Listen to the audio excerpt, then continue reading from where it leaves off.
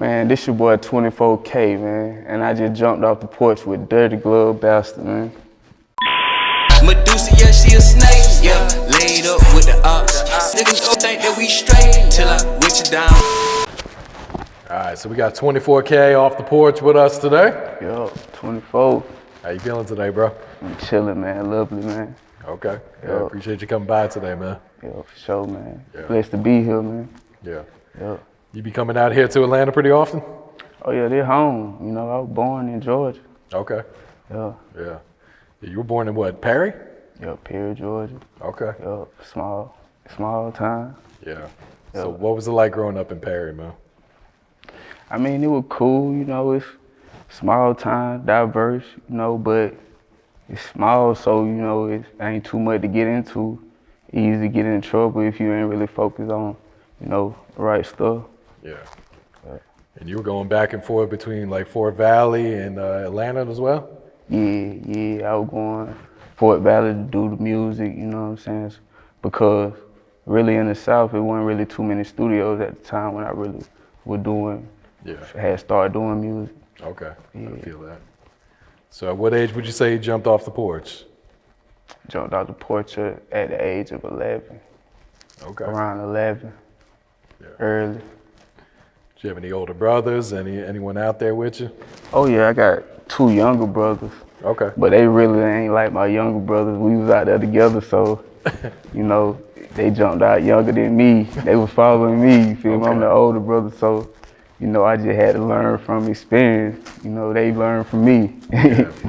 That's real right there, man. And so what can you tell us about this incident where you got held on bond or without bond for a murder charge? Yeah. You said for what? For a murder charge? Or? Oh, nah, I wasn't charged with murder, but it was a murder case. Okay. But my name came up, but you know, I sat really because they were asking questions. I ain't really know anything about it, and you know, I guess they thought I did, and I got a lawyer and I beat it and got out. Okay. Yeah. They had you sitting for almost a year? Yeah. Damn. That's crazy right there, man. Yeah, because at the time I was already on house arrest for, you know, I was just out in the streets, you know, young, you know, getting into stuff like, and I wasn't supposed to be out. So they took my bond back on the house arrest, you know, revoked that and made me sit until I had to go to court and go to trial and stuff like that. And then they threw it out, you know, with the other case because, man, like I said, I don't really get into that. I just be in the wrong place at the wrong time sometimes, you know, in the street.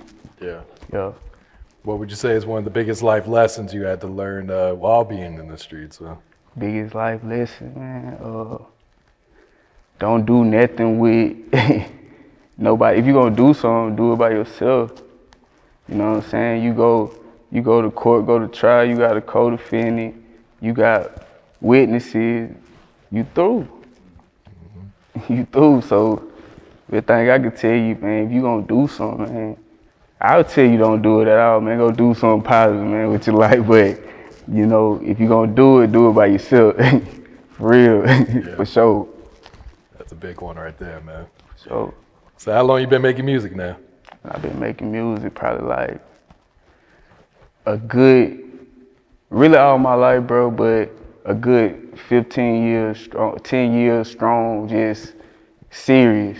Okay. Like 15 going in the studio, but just serious, like 10 years strong. Like, but all the way serious, like right now, I'm tunnel vision, you feel me? 10 years, I was in the studio, I was going hard, but like I was saying, I was in the street, I was still transitioning. So I was getting in trouble, I get, you know, held back and can't release some projects and stuff like that, and then get back out and try to do it over again, but that went away. I'm just tunnel vision right now. Yeah. Yeah. Who'd you grow up listening to? Gucci, Future. You know what I'm saying? I was a big Gucci fan, you know, back then. Future go hard, Lil Wayne. You know, I fuck with Lil Wayne. really me, I listen to me a lot, you know what I'm saying? That's it, you know, a lot, you feel me? But I got a couple people that I was growing up, you know, listening to, you know what I'm saying? I really was motivated more than listening to a lot of people. I like to see how you moving as far as what you talking about on the, you know what I'm saying, tracks and stuff like that. Yeah. Yeah. I feel that. Yeah. What brought you out to LA? Really just the lifestyle, something different, you know what I'm saying? Tupac too, growing up listening to Tupac, so, you know what I'm saying, you know, Pop, you feel me, he was a big influence, you feel me, so just hearing the records talking about, you know, the lifestyle over there, it just made me want to, you know, see what was going on, and I feel like everybody was going the route, like coming to Atlanta doing music and stuff like that, and, you know, I just wanted to do something different, man, see what was going on out there, link in with people out there, you know, network, try to build a fan base out there, east, west, you know, travel everywhere. Yeah. Yeah. I feel that. And people out there put you on the Nipsey? Oh yeah. They put me on to the Nip, man. I had already heard of Nipsey, but you know, the music, they put me on to the music, you feel me? Because I heard a few tracks and stuff like that, but it wasn't really heavy in the South like that. Yeah. Like Nipsey Hussle wasn't really heavy in the South, but the name will ring a bell, you know, streetwise and stuff like that. So, like when I got out there, like it was like, bro, you gotta listen to Nipsey, man. You feel me? You ain't heard that? Yeah, I listened to a couple tracks. I think the track with Thug. Okay. And then I listened to the track with him and Roddy Ricch, and then from there I just went back to all of his old stuff like that, man. And I was like, okay, you know what I'm saying? Nipsey go hard. I was listening to what he was talking about, you know what I'm saying? As far as owning your rights to your music and the royalties and stuff like that. And so I was like, okay, that made me focus in a whole different direction. You feel me? Yeah. Yeah. Absolutely, man. He was preaching that. Yeah, he was. Yeah. He was. How'd you get into the medical marijuana business out there?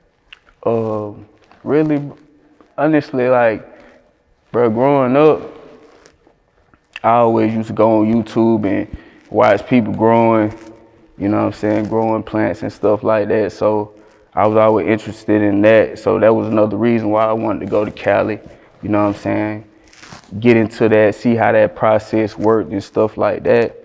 But as far as getting into it, I ran across a friend and he happened to, you know, run across some license. It was like an older lady, she didn't really know what to do with it, and you know, she got with him. She put him on the license, and from there he was just like, bro, you know, if you find anybody, you know, that can invest, or you know what I'm saying, 'cause he didn't really have the funds like that. He just knew what to do, you know, he's a smart dude. You know what I'm saying? Shout out to Mike, you know what I'm saying? But, you know, he knew what to do. So I ended up going to a dispensary and come to find out they was running and they didn't have the license, and the police kept, you know, coming to the door and telling them like, we're gonna shut you down and stuff like that, and you ain't got no paperwork up, and just harassing them and stuff. So I just ran across them and I was like, hey man, you know, anybody needs some license, you know, holler at me, you know, I know somebody I can link you, you know, just chopping it up. Then one of the guys, he was just like, yeah man, we were getting harassed and stuff like that. Yeah man, just come back and see me. So we sat down, we had a dinner and stuff like that, Asian dude, you know. Probably like within a week, we in the dispensary on Mail Road. Like it was crazy, like, but yeah, we did that for a little minute, and the first week went cool. Second week was all right. Then before the month was out, the feds was in there. Oh shit. Yeah. It's a different game right there. Yeah, it was a whole. They don't care about the license. No, they ain't care. So. But we pulled up.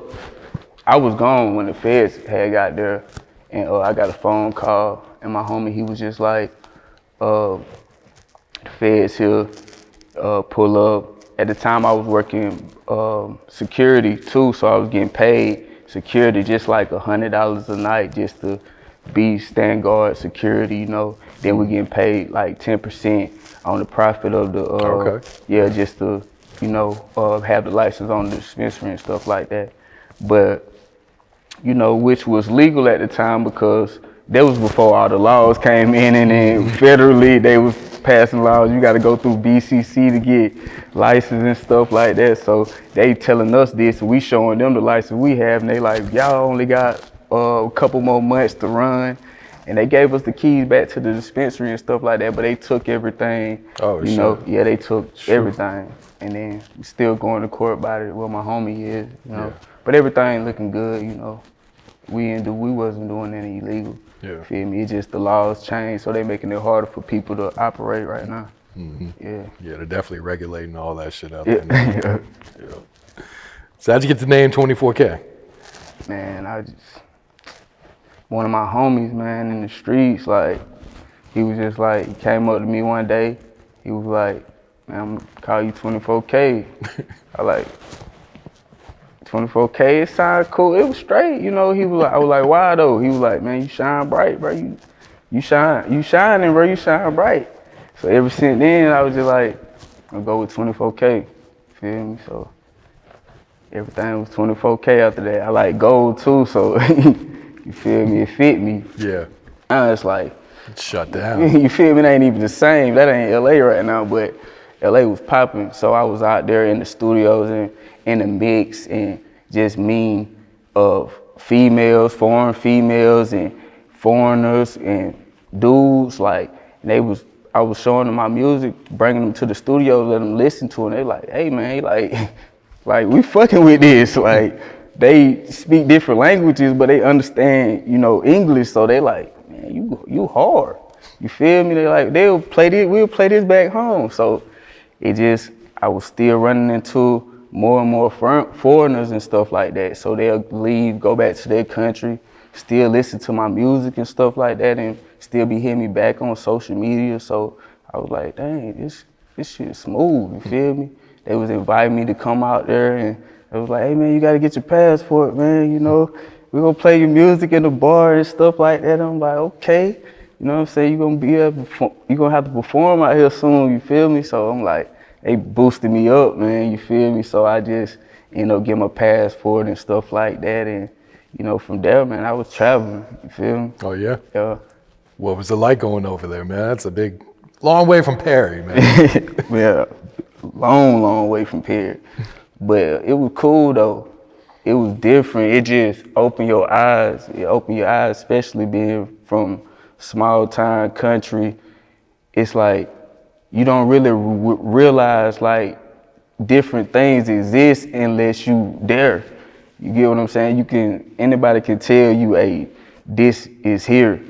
This is where this is at. But unless you go and see it for yourself, you don't even really know it exists. You feel me? Mm-hmm. So it's like me going out there, open my eyes, like, okay, yeah, the world big, but at the same time, it's small too. You know, the more you get out and travel, you see like everything it operate kind of the same. You know what I'm saying? So, but just getting out there, trying a different food, it was cool. You know, meeting the different women, you know, it was cool. You feel me? You know, just the whole vibe. I was in Germany, Switzerland. Okay. I went to France, London. You know, so it was pretty cool out there, man. Yeah. Yeah. Did you ever think your music would take you all the way around the world like that? Man, nah. I ain't gonna even lie. I did well. I ain't gonna say no. I'm sorry about it. I ain't gonna say no. I thought my music would take me, you know, far around the world, but not this soon to where like I'm not even like mainstream level. Mm-hmm. It's like I'm independent. I'm a everyday person, you know. I'm working hard just like everybody else, but at the same time, it's like it ain't the normal process of, you know, somebody shoot to the top and they touring and they going. It's just like me meeting genuine people, and you know, me making, you know, buns, and they telling me to come out there, have a good time and stuff like that, just off of them liking my music. So it's like, yeah, like I ain't really see it being like that. you know. Yeah. No, that's lit, bro. Yeah. How'd you link up with Lil B? Bass God. I linked up with Lil B because of my cousin Kurt. He was a long-lived Kurt, rest in peace. He passed away, but he was a big Lil B fan, and he used to always just tell me, "Hey man, you need to go listen to Lil B." I'd be like, I listened to him. I was like, nah. It's different, man. Yeah, it was It's different. It was. I was like, hold up, bro. Like, but then it was the beat. I think it was One Ton Two. It was the beat. So I was like, okay. But if he have a little bit more lead, you know what I'm saying? But it was cool. So from then, you know, I started checking him out, you know, and I just started following. See, like I said, I'm big on how you move, you know. I don't really just listen to everybody, you know. So I just started watching how he move, and I like how he move. You know, he don't move like everybody else. You don't really see him in, you know, social media. You don't really see, you know, he cool, bro. But at the same time, he everyday, you know, he a cool dude. You know, it's love. You know, I went to Oakland and pulled up on him, and you know, it was love. You feel me? Every day we in the hood, you know, chilling. You feel me? In the studio. Yeah. You know. And that song, Dat Life, over 100K. Yeah. Without a video. Yeah, without a video. Yeah. Just off of, and see a lot of foreign people, they fucking with it, you know, but it's just like the travel ban right now, you know, the COVID. So it's like it's still getting more steam to it, but I want to work toward like shoot more videos, more visuals, and, you know, getting a little more buzz to it and dropping more projects and stuff like that. Really more visuals. Yeah. Yeah. You got more music with Lil B on the way? Yeah, we do. Okay. We do a whole lot more, man. Like, that's my dude, you feel me? You know what I'm saying? For real. He executive producing my next project, actually. Oh, really? You know what I'm saying? Yeah. Okay. Yeah, he executive producing that. Yo. You got a title picked out? Nah. I told him, I said, man, you just go ahead and you come up with a name. Oh, you feel me? I know you gonna come up with something crazy. Nah, for real. Straight up. So what's this new music sounded like? It's different, man. It's different. You feel me? I really just want people to go check me out. Like, it's really different because like I'm taking that south, but I'm bringing it out west, you know, and then I'm putting it together. Like, so if you listen to my music, like people out west, they vibe to it. People in the south, they vibe to it. Even foreigners vibe to it. So it's like I'm bringing everybody together. You know what I'm saying? So it's not like when you listen to my music, it's just like, okay, like you just get the trap vibe. Nah, you gonna get the whole experience, you know what I'm saying? You'll get everything. Yeah. Do you know what your next single or next video is gonna be? Yeah. I'm dropping a video with my homie Tino. Okay. Yeah, called Flex. Yup, it's gonna be hard. Okay. Real hard. That's the next video. And we shooting that in a few weeks, and it should be dropped by the end of this month. You feel me? Hopefully, or the beginning of March. Okay. Yeah. Who are some of the producers you've been working with lately? I've been working with Nash B. He did Flex. He produced for Chino Capping. You know what I'm saying? Shout out to Chino. Who else I've been working? Well, Bass World. They gonna be working on my next project. Bass World producers. Who else I've been working with? Good producer down in Middle Georgia. Feel me? Just been working with a lot of people, man. A lot of people that ain't really got a big name, but they been stepping up. So I work with anybody, man. If you got some beats, send me some beats. You know what I'm saying? And I'm on it. Yeah. And talk to us about being an independent artist, man, and the grind that comes with it. Man, really, you just gotta stand on your square. Like when you being an independent artist, you gotta stand on your square, cause at the same time it's gonna be days where you're gonna be like, don't even think it's worth it, you know, to be doing it, because I'm cashing out a lot of money.